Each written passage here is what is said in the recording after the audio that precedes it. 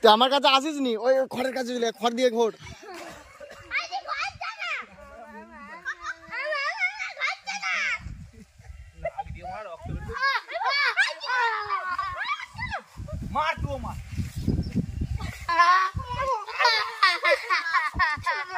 আর নয় গুল্লু বাড়াবাড়ি হয়ে যাচ্ছে, তোর নাক দিয়ে প্রচুর রক্ত বেরোচ্ছে।